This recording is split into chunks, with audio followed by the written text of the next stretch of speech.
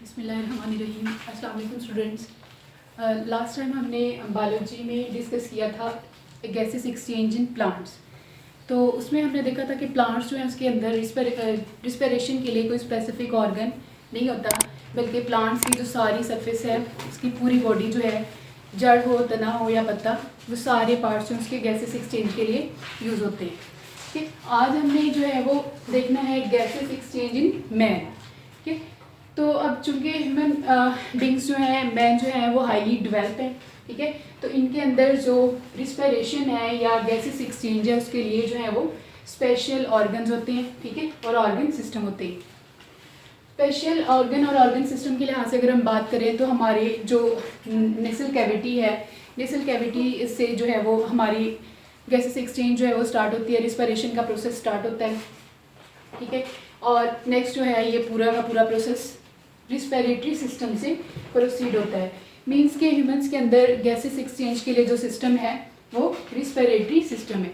ठीक है, respiratory system जो है ये दो पार्ट्स में नेक्स्ट जो है वो डिवाइडेड है। ठीक है, जिसमें एयर पासेज वे आता है और लंग्स आते हैं। ठीक है, तो आज हमारा जो मेन फोकस होगा वो एयर पासेज वे पे होगा।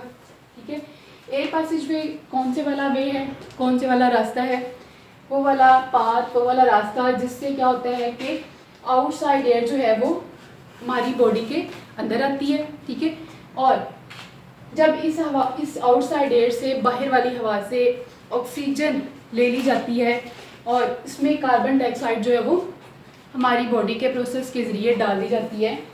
उसके बाद इस गैस का जो है वो इस एयर का बाहर जाना। ठीक है, तो ये एयर पासेज वे। ठीक है, एयर पासेज वे की अगर हम बात करें तो हमारा जो सबसे पहला हमारी फिजिक का पार्ट, हमारी बॉडी का पार्ट जो एयर पासेज वे में इन्वॉल्व होता है वो हमारी, ठीक है, नोज़ है। नोज़ जो है ये क्या करती है कि हमारी नेसल कैविटी जो है उसको कवर कर रही होती है। उसने हमारी नेसल कैविटी को जो है वो इनक्लोज किया होता है। ये हमारी जो है वो नेसल कैविटी है। ठीक है, नेसल कैविटी जो है नेक्स्ट जो है वो बाहर की तरफ ओपन होती है एक ओपनिंग से, जिन्हें जो है वो नॉस्ट्रल्स बोलते हैं। ठीक है, अगर डायग्राम में मैं आपको दिखाऊं तो ये जो है हमारी नेसल कैविटी की 2 ओपनिंग्स हैं जिन्हें नॉस्ट्रल्स बोला जाता है। ठीक है, नॉस्ट्रल्स जो है ये एक वॉल के ज़रिए जो है, सॉरी, नेसल कैविटी जो है वो एक वॉल के ज़रिए 2 पार्ट्स में डिवाइडेड है जिन्हें नॉस्ट्रल्स कहा जाता है। नॉस्ट्रल्स जो हैं दोनों साइड्स की नॉस्ट्रल्स जो है उनके पास जो है वो 2 कॉमन चीज़ें होती हैं, हेयर्स और म्यूकस। मीन्स के दोनों पार्ट्स के नॉस्ट्रल्स के अंदर हेयर और म्यूकस मौजूद होते हैं। ठीक है, अब नोज़ के अंदर मौजूद, नेसल कैविटी के अंदर मौजूद हेयर्स का क्या काम होता है, इन्होंने क्या करना होता है कि बाहर से जो हवा हम नोज़ के ज़रिए अपने रिस्पिरेटरी ट्रैक के अंदर लेके जा रहे हैं उसको इन्होंने फिल्टर करना होता है। मीन्स कि उस हवा में, उस एयर में अगर कोई डस्ट पार्टिकल है तो हमारी नेसल कैविटी में मौजूद हेयर्स क्या करेंगे कि उस हवा को वहीं पे, उस डस्ट पार्टिकल को वहीं पे कैप्चर कर लेंगे। ठीक है, यानी कि उसको रिस्पिरेटरी ट्रैक के अंदर नहीं जाने देंगे। ठीक है, दूसरी चीज़ जो नोस्ट्रल्स के अंदर होती है, मीन्स के नेसल कैविटी के अंदर होती है, वो होती है म्यूकस। ठीक है, म्यूकस का क्या काम है। अब म्यूकस क्या करती है कि सबसे पहले तो बाहर से जो हवा हमारी नोज़ के ज़रिए हमारे रिस्पिरेटरी ट्रैक के अंदर या हमारी बॉडी में एंटर हो रही होती है, पहले तो जो म्यूकस उसका काम उसको मॉइस्चन करना है, उसको गीला करना है। ठीक है, और उसके बाद क्या है कि उसका टेम्परेचर जो है उसको बॉडी के टेम्परेचर के इक्वल करना है।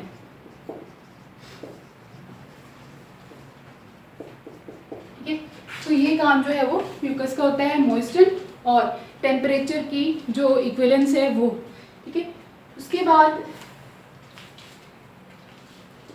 रिस्पिरेटरी ट्रैक का जो नेक्स्ट पार्ट स्टार्ट होता है वो होता है फेरिंग्स। ठीक है, ये वाला क्वेश्चन जो है ये फेरिंग्स का है। ठीक है, फेरिंग्स क्या है, फेरिंग्स जो है एक मस्कुलर पाथवे है। ठीक है, मसल्स से बना हुआ एक जो है वो पाथवे है। मसल्स मीन्स के यहाँ पे जो है वो कंट्रैक्शन और रिलैक्सेशन ऑफ मसल्स होगी, जिससे क्या होगा कि फूड या फिर एयर जो है उसके पासेज में आसानी रहेगी। ठीक है, मस्कुलर पाथवे है, इसके अलावा फेरिंग्स क्या है कि ये एक कॉमन पाथवे है, ठीक है, फॉर बोथ फूड के लिए भी और एयर के लिए।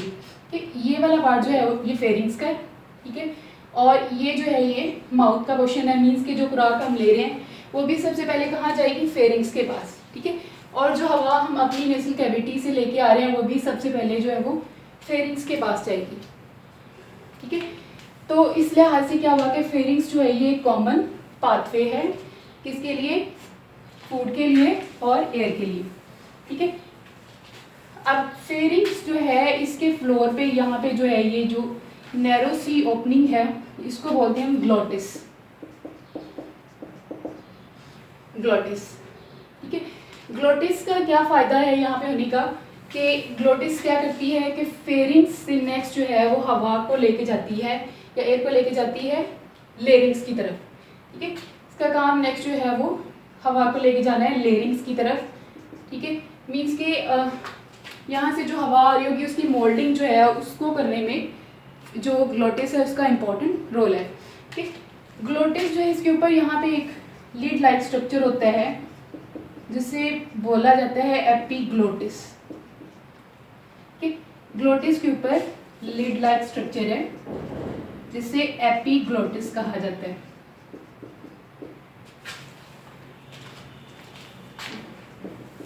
एपिग्लोटिस, एपिग्लोटिस का काम क्या है कि जब हम खुराक ले रहे हो, खाना खा रहे हो, तो ये एपिग्लोटिस क्या करता है कि हवा की नाली की तरफ लीड करने वाली लेरिंग्स जो है उसको क्लोज कर देता है और हमारा जो ये हमारी खुराक जो हम खा रहे होते हैं वो हवा की नाली में नहीं जाती, ठीक है। तो ये ग्लोटिस और एपिग्लोटिस के बारे में था, ठीक है। उसके बाद रेस्पिरेटरी ट्रैक्ट का जो नेक्स्ट पार्ट स्टार्ट होता है वो है लेरिंग्स। लेरिंग्स जो है इसका सबसे इम्पोर्टेंट इसके बारे में जो है ये है कि ये इसको वॉइस बॉक्स कहा जाता है। मीन्स कि जो आवाज़ हम प्रोड्यूस कर रहे होते हैं या हम जो बोल रहे होते हैं वो कहाँ पे प्रोड्यूस हो रही होती है, लेरिंग्स के अंदर, ठीक है। लेरिंग्स को कहा जाता है वॉइस बॉक्स, ठीक है। ये वाला क्वेश्चन जो है ये लेरिंग्स का है। लेरिंग्स को वॉइस बॉक्स अब किस तरह कहा जाता है, लेरिंग्स जो है इसके ऊपर दो फाइब्रस बैंड्स लगे होते हैं, ठीक है, इस तरह से। फाइब्रस है मीन्स फाइबर्स के बने हुए हैं इस तरह से, ठीक है। तो पीछे से जब हवा आ रही होती है और इन फाइबर से आके टकराती है, ठीक है, दो फाइब्रस बैंड्स होते हैं और इन फाइब्रस बैंड्स को क्या बोला जाता है, वोकल कॉर्ड्स। वोकल कॉर्ड्स की फाइब्रस बैंड से जब आने वाली हवा कमिंग एयर जब टकराती है तो इसके नतीजे में क्या प्रोड्यूस होती है, वाइब्रेशन। वाइब्रेशन जो है नेक्स्ट चेंज हो जाती है साउंड में, यानी कि आवाज में, ठीक है। तो लेरिंग्स को जो है वो वॉइस बॉक्स बोला जाता है। इसकी अगर हम लेंथ की बात करें तो 12 सेंटीमीटर इन लेंथ होती है और जो लेरिंग्स है ये इन बिटवीन प्रेजेंट होती है फेरिंग्स के और ट्रैकिया के, ठीक है। ट्रैकिया और फेरिंग्स के ये दरमियान में प्रेजेंट होती है। इसके अलावा अगर हम ये देखें कि इसकी कंपोजिशन क्या है तो ये कार्टिलेज की बनी होती है। लेरिंग्स से नेक्स्ट पार्ट जो है वो स्टार्ट हो जाता है ट्रैकिया का। जिस तरह लेरिंग्स के बारे में ये इंपॉर्टेंट बात थी कि लेरिंग्स जो है इसको वॉइस बॉक्स कहा जाता है, तो जो ये ट्रैकिया है इसको विंड पाइप कहा जाता है। मीन्स के बाहर के इन्वायरमेंट से हमारी रिस्पिरेटरी ट्रैक से जो हवा आ रही है, ठीक है, नेसल कैविटी से पास हुई है, उसके बाद फेरिंग्स में आई है, फेरिंग्स से जो है वो लेरिंग्स में गई है, लेरिंग्स से नेक्स्ट जो लंग्स तक हवा को लेके जाना काम है वो है इसका, इनके ट्रैकिया का। इसी वजह से ट्रैकिया जो है इसको विंड पाइप कहा जाता है, मीन्स के हवा को लंग्स तक लेके जाने वाला पाइप, ठीक है। ट्रैकिया की अगर हम बात करें तो ट्रैकिया जो है ये भी कार्टिलेज की ही बनी होती है, ठीक है।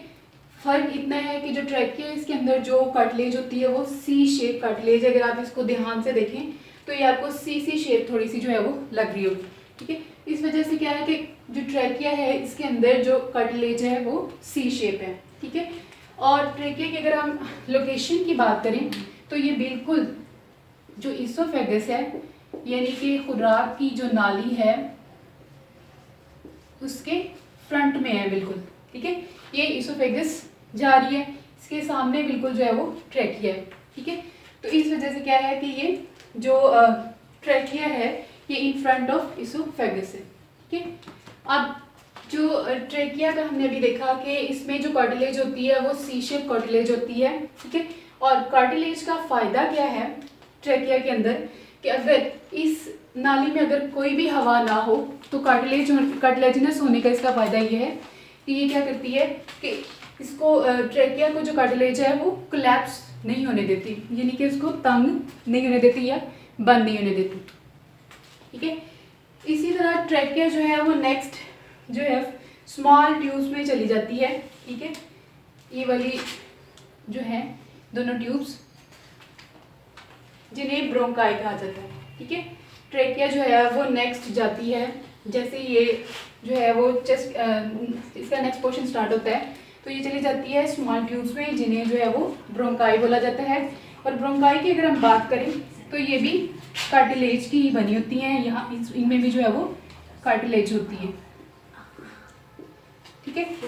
ब्रोंकाई जो है जब रिस्पिरेटरी ट्रैक का पार्ट्स ब्रोंकाई स्टार्ट होता है तो तब दोनों साइड्स की जो ब्रोंकाई हैं जो ट्रेकिया की नेक्स्ट डिवीजन से बनती हैं, तो एक ब्रोंकाई जो है वो लेफ्ट साइड पे चली जाती है, दूसरी राइट साइड पे। मींस कि एक साइड वाली जो ब्रोंकाई है वो लेफ्ट लंग्स की तरफ जा रही है, दूसरी राइट लंग की तरफ जा रही है, ठीक है। उसके बाद नेक्स्ट जो है वो ये ब्रोंकाई जैसे ही चेस्ट कैविटी में एंटर होती हैं, ठीक है, तो ये फर्दर जो है वो जैसे ही जो ब्रोंकाई हैं ये चेस्ट कैविटी में एंटर होती हैं, ठीक है, लंग्स की तरफ जाती हैं, तो ये मज़ीद छोटी छोटी जो है वो ट्यूब्स में चली जाती हैं, ठीक है, जिन्हें जो है हम बोलते हैं ब्रोंक्यूल्स, ठीक है। तो ये जो पार्ट है आपके पास ये हो गया ब्रोंक्यूल्स का, ब्रोंक्यूल्स, ठीक है। नेक्स्ट ब्रोंक्यूल के बारे में खास बात यह है कि यहाँ पे जो है वो कार्टिलेज का पोर्शन खत्म हो जाता है, मींस के जो ब्रोंक्यूल्स हैं ये कार्टिलेज की नहीं बनी होती बल्कि ये ए कार्टिलेजिनस होती हैं, कार्टिलेज इनमें नहीं पाया जाता, ठीक है। उसके बाद जो है वो ये ब्रोंकाई फर्दर मजीद जो है वो स्मॉल ब्रांचेस में चली जाती हैं और जो है फाइन ट्यूब्स के अंदर चली जाती हैं जिन्हें हम जो है वो एल्व्यूलर डक्ट बोलते हैं। ये वाला सारा जो पोर्शन अगर आप देखें तो ये एक एल्व्यूलर डक्ट है, ठीक है।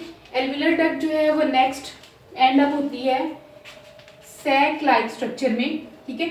इसको अगर आप मैग्नीफाई करके देखें तो कुछ यूं स्ट्रक्चर इसका आएगा, ठीक है। सैक लाइक स्ट्रक्चर में चली जाती है एल्व्यूलर डक्ट्स, ठीक है, क्लस्टर ऑफ पाउचेस में, यानी कि एक ऐसा गुच्छा जिसके अंदर काफ़ी ज़्यादा पाउचेज हों, ठीक है, 1 2 3 4 5, ठीक है। तो ये पूरे के पूरा एल्व्यूलर डक्ट जो है इसके अंदर क्या है कि 5 पाउचेज हैं, ठीक है। इसी वजह से इसको क्या कहा जाता है क्लस्टर ऑफ पाउचेस, यानी कि पाउचेस का एक गुच्छा, ठीक है। तो क्लस्टर ऑफ पाउचेस जो है इन्हें नाम दिया जाता है एल्व्यूलाई का, ठीक है। एल्व्यूलाई क्या है, ये एक सैक लाइक स्ट्रक्चर है, ठीक है, सैक की तरह की इसकी जो है वो शेप है, ठीक है। और दूसरी अहम बात एल्व्यूलाई के बारे में ये है कि एल्व्यूलाई जो है इसको single layer of epithelial cells जो है वो उसने कवर किया होता है, मींस कि ये बहुत थिन होती है, एल्व्यूलाई की जो सतह है बहुत थिन होती है। इसी वजह से क्या होता है कि हार्ट की तरफ से जब एल्व्यूलाई के जो है वो कैपिलरीज और आर्टरीज का नेटवर्क होता है, ठीक है। पल्मोनरी आर्टरीज जो है वो हार्ट की तरफ से डीऑक्सीजनेटेड ब्लड जब लेके आती हैं, ठीक है, वाया पल्मोनरी आर्टरी, तो ये डीऑक्सीजनेटेड ब्लड जो है ये जाता है जो सैक लाइक स्ट्रक्चर है जिन्हें एल्व्यूलाई कहा जाता है उसके गिर चूंकि कैपिलरी का नेटवर्क होता है, ठीक है, इस तरह से। तो ये डीऑक्सीजनेटेड ब्लड जो है इसके अंदर चूंकि कार्बन डाइऑक्साइड ज़्यादा होती है तो क्या होता है कि कार्बन डाइऑक्साइड जो है वो इस कैपिलरी के नेटवर्क के अंदर चली जाती है, ठीक है, और यहाँ से जो ऑक्सीजन है वो इस ब्लड के अंदर चली जाती है। इस तरह से क्या होता है कि पल्मोनरी वेन जो है ये ऑक्सीजनेटेड ब्लड जो है वो हार्ट की तरफ ले जाती है, और हार्ट की जो है ये ब्लड हमारी पूरी बॉडी में जो है वो सप्लाई कर देता है या ट्रांसपोर्ट कर देता है।